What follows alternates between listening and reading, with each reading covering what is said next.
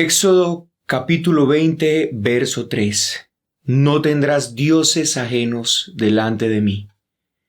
El texto previo a este verso nos muestra dos cosas importantes. Nos dice quién es Dios y qué ha hecho Dios.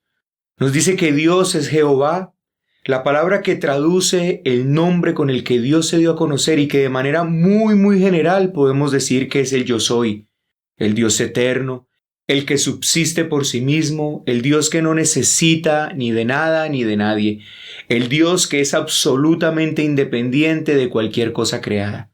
Pero también nos dice que Jehová fue el que liberó a Israel de la esclavitud de Egipto.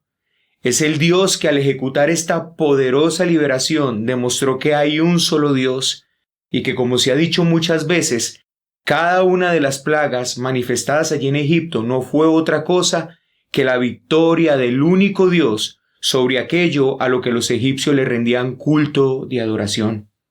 Por tanto, los mandamientos que Dios dio en aquel monte comienzan expresando que el pueblo del Señor no puede y no debe tener ningún tipo de idolatría, porque realmente no hay ningún otro Dios. Dicho de una manera negativa, este mandamiento nos dice que no debemos tener otros dioses en lo absoluto.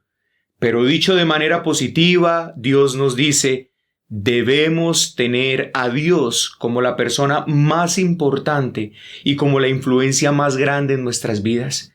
Es imposible que el hombre pueda vivir sin un objeto de adoración. Todos los que no adoran al Dios verdadero inventan un Dios falso que les pueda permitir vivir en su pecado y hacer lo que quieran.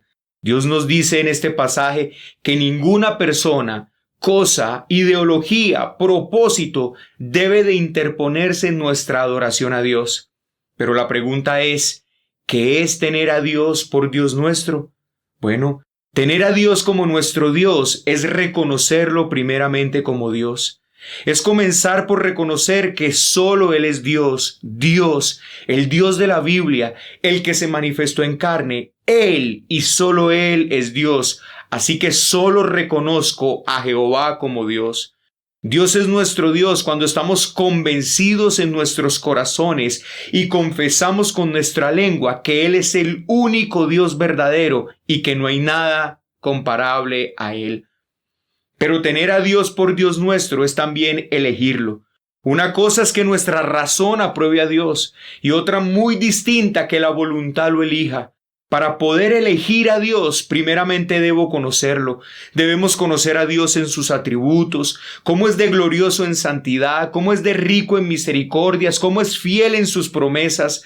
Debemos conocerlo en su Hijo. Su Hijo nos lo da a conocer. Conocer a Cristo es conocer a Dios. Por lo tanto, tras contemplar las excelencias supremas en Dios y sentir una admiración santa ante sus perfecciones, el cristiano va a escoger a Dios como el objeto en el que reposa su corazón.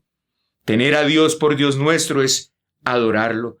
Esto quiere decir reverenciarlo. Dios temible en la congregación de los santos, dice la Escritura. Esta reverencia, por lo tanto, muestra la elevada estimada que tenemos de la majestad sagrada de Dios. Pero tener a Dios por Dios nuestro también es temerlo. Es temer a Dios, tenerlo siempre presente.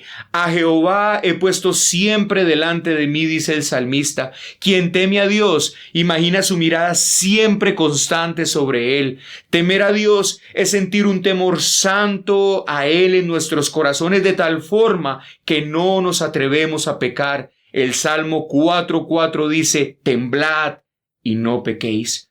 Pero tener a Dios por Dios nuestro es también confiar en Él. El Salmo 141:8 expresa, por tanto, a ti, oh Jehová, mirarán mis ojos, en ti he confiado.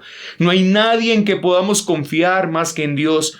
Todas las criaturas son un refugio de mentira. Cuando confiamos en Él, lo convertimos en Dios nuestro. Cuando no confiamos en Él, lo estamos haciendo un simple ídolo. Por tanto, confiar en Dios es descansar en su poder como creador, en su amor como Padre. Confiar en Él es encomendarle nuestro mayor tesoro. Confiar en Él es encomendarle nuestra alma. Hermanos, Oremos hoy y pidamos ser librados de toda idolatría, que cualquier ídolo que pueda estar en nuestro corazón sea derribado por el poder del Dios nuestro y rindamos a Él nuestras vidas. Hagamos de Jehová el único Dios verdadero, nuestro Dios. Bendiciones.